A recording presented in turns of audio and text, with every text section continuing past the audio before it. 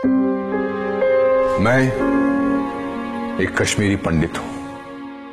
भारतीयता की भावना का सच्चे मन से विश्वास करने वाला, इस देश का एक शांतिपूर्ण, अहिंसक, धर्मनिरपेक्ष, शिक्षित, कानून का आदर करने वाला देशभक्त नागरिक।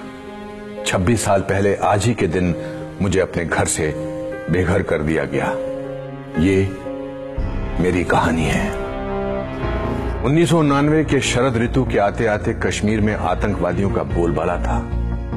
राज्य सरकार ने अपनी सभी जिम्मेदारियों का त्याग कर दिया था और किसी प्रकार का कोई प्रशासन नहीं रह गया था। आतंकियों के फरमानों ने कश्मीर घाटी को अपने लपेटे में ले लिया था। ऐसा लगता था जैसे भारतीय होना मानो एक गाली हो। आतंकवादी हिट लिस्ट जारी करने में लगे हुए थे। हर वो शख्स जो भारत समर्थक था उसे मुखबिर करार दिया जाता था। उसको मारना जिहाद था और पुण्य भी। प्रमुख कश्मीरी पंडितों को पहले से निशाना बनाकर मारा जा रहा था। सामाजिक कार्यकर्ता टीकालाल टप्लू को सरेआम दिन दहाड़े श्रीनगर में मारा गया। नीलकंठ गंजू को करणनगर में मार दिया गया और उनका शव सड़क पर कई घंटों तक पड़ा रहा। वकील प्रेमनाथ भट्ट की बेरहमी से दक्षिण कश्मीर के अनंतनाग क्षेत्र में हत्या की गई। अनगिनत अज्ञात पंडितों की निर्मम हत्याएं की गई। संदेश स्पष्ट था। 4 जनवरी 1990 को आफ्ताब समाचार पत्र में हिजबुल मुजाहिदीन ने प्रेस विज्ञप्ति प्रकाशित करके सभी हिंदुओं से घाटी छोड़ने के लिए कहा। एक अन्य समाचार पत्र अलसफा में भी यही प्रेस विज्ञप्ति छपी। जल्द ही यही नोटिस कश्मीरी पंडितों के घरों के दरवाजे पर चिपका दिए गए। 19 जनवरी 1990 की उस दुर्भाग्यपूर्ण रात में कश्मीर को ऐसा ग्रहण लगा मानो अंधेरे ने प्रकाश को अपने आगोश में निगल लिया हो। कश्मीर के हर कोने से, हर नुक्कड़ से, हर सड़क से, हर बाजार, हर गांव से ऐसी आवाज बुलंद हुई जो पंडितों के लिए मौत का संदेश था। हजारों लाखों का हजूम कश्मीर की सड़कों पर उतरकर जहरीले नारों में उद्वेष कर रहा था जो पहले कभी नहीं सुना था, ना देखा गया था। पूरे कश्मीर में मस्जिदों से घोषणा की जा रही थी कि कश्मीर पाकिस्तान बनेगा। मुजाहिदीनों की प्रशंसा में चारों तरफ गुणगान किया जा रहा था और भीड़ में खुले तौर पर बंदूकें लहराई जा रही थी। जागो जागो सुबह हुई, रूस ने बाजी हारी है, हिंद पे लर्जा तारी है, अब कश्मीर की बारी है। बार बार ये गाना मस्जिदों से चलाया गया। अगर कश्मीर में रहना है अल्लाह अकबर कहना होगा। ए जालिमों, ए काफिरों, कश्मीर हमारा छोड़ दो। इन नारों का सिलसिला मानो थमने का नाम नहीं ले रहा था। एक बंद होता था तो दूसरा शुरू हो जाता था। इन्हीं नारों में एक नारा था, कश्मीर बनेगा पाकिस्तान पंडित आदमियों के बगैर पर पंडित औरतों के साथ। ये नारा बार बार और जोर शोर से दोहराया गया। अब हमारे डर ने एक नया रूप ले लिया था। परिवारों ने महिलाओं को स्टोर रूम में छुपा दिया, ये कहने की जरूरत नहीं कि जब भीड़ हमला करे तो वो स्वयं को आग लगा ले। उस रात के डर का कोई सानी नहीं। मायूसी का एक ऐसा आलम था जिसका कोई अंत नहीं दिख रहा था।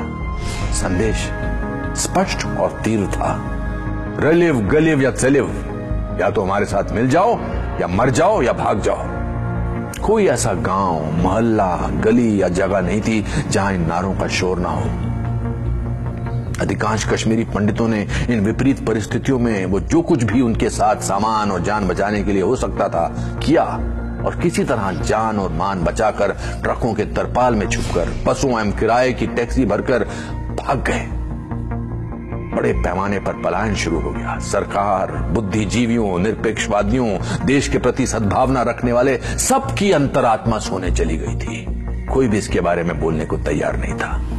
19 जनवरी 1990 के बाद के दिनों में कश्मीरी पंडितों का कत्लेआम शुरू हो गया और कश्मीरी पंडितों पर अत्याचार की इंतहा होने लगी थी। बांदीपुरा में शिक्षिका गिरिराज टिक्कू की गैंगरेप के बाद हत्या की गई। इस तरह की सैकड़ों खबरें आम हो रही थी। इस पर पूरी किताबें लिखी जा सकती है कि किस प्रकार से लोग आतंकवादियों से प्रताड़ित हो रहे थे और किस तरह प्रशासन मूक दर्शक बनकर कश्मीरी पंडितों पर हो रहे अत्याचारों को अनदेखा कर रहा था। 1991 तक ज्यादातर पंडित घाटी से पलायन कर गए और उन्हें जम्मू के दुर्गम स्थानों में कांटों व धूल भरे टेंट शिविरों में रखा गया। 60,000 से ज्यादा परिवारों ने पलायन किया और उनको ऐसे शिविरों में रखा गया जहां शौचालय जैसी मूलभूत सुविधाएं भी नहीं थी। एक परिवार को एक टेंट अलॉट किया गया जिसमें 10-10 सदस्य कभी कभी साथ ही सोते थे। निजता का नितांत अभाव था। इन शिविरों में काफी बड़ी तादाद में बीमारी से मौतें भी हुई। ज्यादातर मौतें सांप के काटने और अत्यधिक गर्मी के कारण हुई। कश्मीरी पंडितों को मरने के लिए छोड़ दिया गया था। पंडितों के हजारों घरों, सैकड़ों मंदिरों को जला दिया गया और जमीन में ढहा दिया गया था।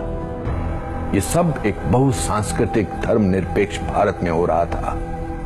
जो पंडितों की छोटी संख्या अभी भी घाटी में रह रही थी, उनके साथ नरसंहार किए गए थे। आतंकवादियों ने 2 महीने के बच्चों को भी नहीं बख्शा। पंडित के पूरे पूरे गांव को साफ कर दिया गया। आज तक एक भी व्यक्ति को दोषी करार नहीं दिया गया। हजारों पंडितों की हत्या व नरसंहार की सजा तो दूर की कौड़ी है। किसी ने इस नरसंहार और पलायन पर कोई इस प्रकार की चिंता प्रदर्शित नहीं की। हमारे घर सूने पड़े हैं, मंदिर अपवित्र हैं, सब कुछ ढहने को है। 26 साल के बाद आज भी जम्मू के बाहरी इलाके में अपने देश में शरणार्थी के रूप में कश्मीरी पंडित अभी भी शरणार्थी शिविरों में रहते हैं, और जहां उन्हें ज्यादा सहायता भी नहीं दी जा रही है। आज की सोशल मीडिया की पीढ़ी में जब दुनिया में करीबी बढ़ रही है और लगभग सब कुछ उंगली की टिप पर उपलब्ध हो रहा है, तब भी हमारे अपने देश के नागरिकों की उनके अपने देश में ही दुर्दशा बनी रहती है और उन्हें उनके हाल पर यूं ही छोड़ दिया जाता है।